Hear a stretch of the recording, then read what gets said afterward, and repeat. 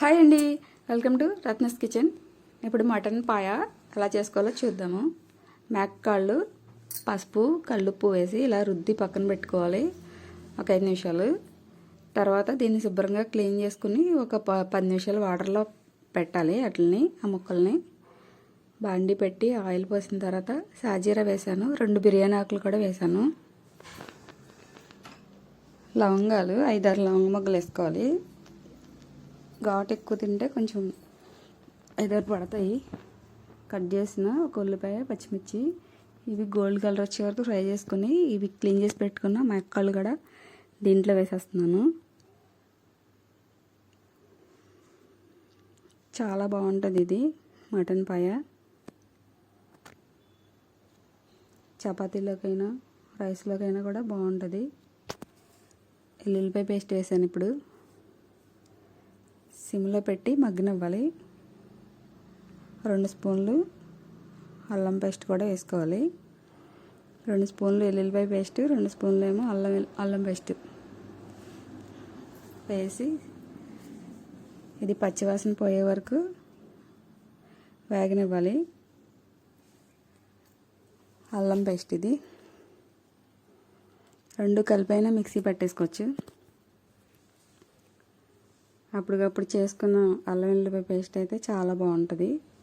ఈ పాయ చాలా టేస్టీగా ఉంటుంది. ఇలా సిమ్లో పెట్టి మగ్గనిద్దాం.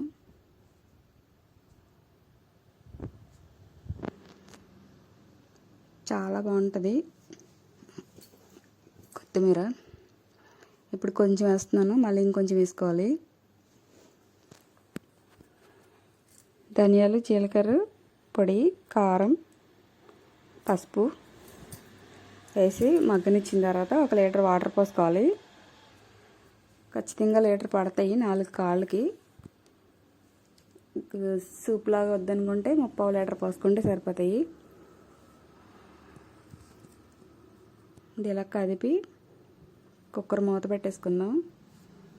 ఉడికిన తర్వాత కొంచెం కల్లుప్పు వేసుకుందాం. కుక్కర్ మూత తీసిన తర్వాత విజిల్ పెట్టి ఒక 15 విజిల్ వరకు రానివ్వాలి. ఇప్పుడు కొంచెం ఎండు కొబ్బరి, పుచ్చపప్పు కొంచెం ఫ్రై చేయాలి. దీన్ని వేపాలి. లైట్గా కొంచెం వేపుకుంటే మాడకుండా సరిపోతుంది. దీన్ని కూడా మిక్సీ పట్టుకోవాలి. ఇలా కొబ్బరి చెక్కలు ఉన్నప్పుడు ఇలా నెట్లో వేసుకుని పెట్టుకుంటే ఆరిపోతాయి, కర్రీలోకి వాడుకోవచ్చు. ఇప్పుడు ఆ పేస్ట్ వేస్తున్నాను. కొబ్బరి, పచ్చిపప్పు పేస్ట్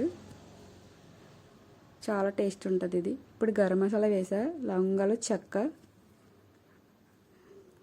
గసగసాలు, యాలకులు అంతా మొత్తం గరం మసాలా, మిరియాల పొడి కూడా వేసుకోవాలి. ఇప్పుడు కొంచెం ఒక నిమ్మకాయ అంతా చింతపండు నానబెట్టుకుని దాని రసం వేసాను. మళ్ళీ ఒకసారి పులుసు వేసిన తర్వాత కొత్తిమీర వేసుకోవాలి. చాలా అంటే చాలా టేస్టీగా ఉంటుందండి ఈ పాయ. చూడండి ఎంత బాగుందో.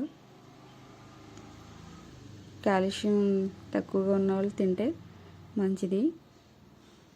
కాళ్ళ నొప్పులు ఉన్న వాళ్ళకి కూడా బాగా పనిచేస్తుంది. మా నాన్నగారికి అయితే మా అమ్మ మస్తుమాటలు వండి పెట్టేది ఈ మటన్ పాయ.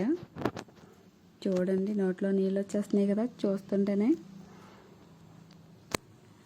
మీరు కూడా ఇలా ట్రై చేయండి. ఎలా వచ్చిందో కామెంట్ చేయండి, లైక్ చేయండి. బాయ్ అండి.